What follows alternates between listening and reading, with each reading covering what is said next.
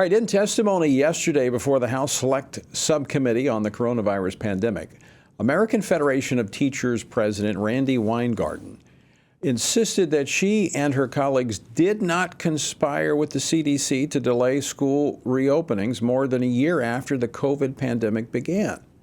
Now, we all remember that many schools, particularly in blue states, remained closed despite evidence from other developed countries and local private schools that schools could open safely. Now, the catastrophic results of those closures to both student achievement and overall health, physically and mentally, cannot be overstated. Joining me now to discuss this and more is Congresswoman Mary Miller. She serves on the House Education on Agriculture, as well as the House Committee on Education and the Workforce. She represents the 15th Congressional District of Illinois. Congresswoman Miller, welcome back to Washington Watch. Thank you. It's always a privilege to be on here. So any surprises here when we look as the Select Committee dug down and saw this collaboration with a teachers union and a government entity that was tasked with governing the health, the CDC? No surprises whatsoever. And, they shrink from the light. They don't want transparency or accountability, but praise God, there are people here in Congress that are pursuing the truth on a lot of fronts. And I think yesterday we now have confirmed what we knew all along, that there were dramatic and measurable damage. There was dramatic and measurable damage done to our youth by shutting the schools down. Any surprise in this cozy relationship between an organization that is committed to political activism, not the advancement of science, being such an influential factor in the policies that govern health for our students? I mean, they had a direct line to the CDC. Right. Well, the Biden administration is driving all of this, and it's really a breakdown in our country. And, I'm just glad that we're finally having hearings and we can expose it and get to the bottom of it. I'm personally not surprised. I think it's what we knew all along, but it's being proven. And I've said before, these people lie without shame, and a tree is known by its fruit. Maybe someone is involved in a lie or whatever, but when you're constantly lying, when it's egregious, just completely deliberate lying, you are a liar. And, I think even Randi Weingarten refusing to, when given a chance, would you walk back? Would you change the policy knowing what you know now? And she wouldn't answer the question.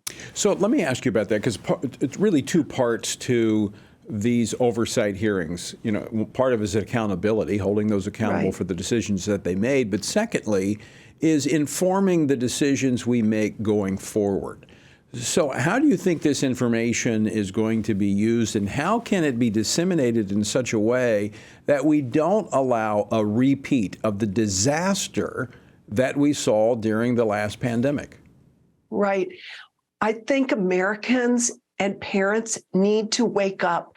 They are the God-given advocates for their children, and they need to fight back. Just because someone says they're an expert doesn't mean that they should be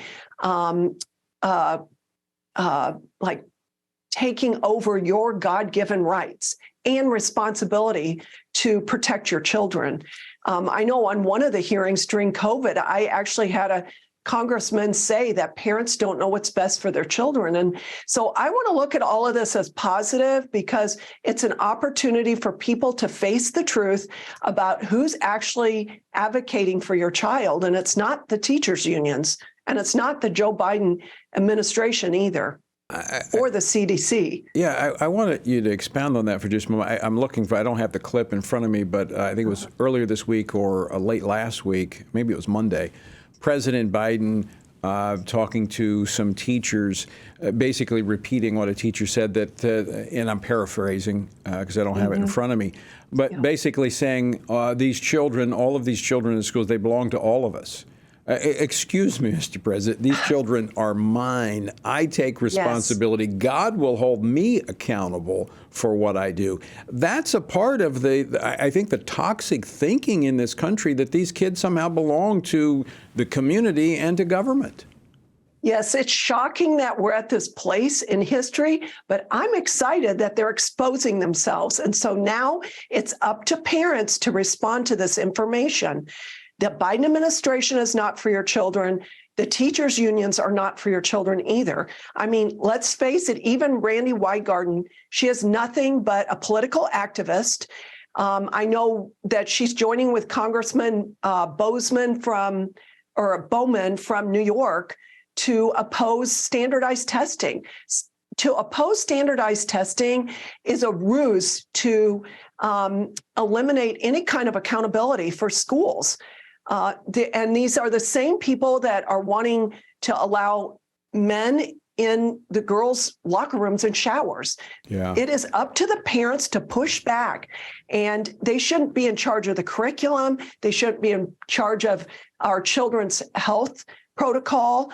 And parents are going to be held accountable by God. Right. Push back, people. And we need to realize that this is the outcome of elections when you put an administration like this in power. I mean, one of the takeaways from yesterday's hearing is that the CDC provided uncommon access to the American Federation of Teachers and accepted 2 of their recommendations that significantly altered the school reopening guidance. So I think about that, juxtaposed to what they labeled parents who were involved in education as domestic terrorists. Right. I mean, well, and even they're always calling us names. We recently passed the Parental Bill of Rights. How sad that we're at a place in our country that we have to pass that bill, number one. But number two, it took 15 hours to wrangle that bill forward while they were hurling insults at us and calling us names, just like they did through the entire lockdown and keeping our children out of schools. I had an amendment back in February of 2021. This was after the schools were given 3 times the amount of money that the CDC said was necessary to open schools. They still refused to open. But the good news is you didn't give up, you stuck to it, and you got it done. Mary, always great to see you. Thanks so much for joining us.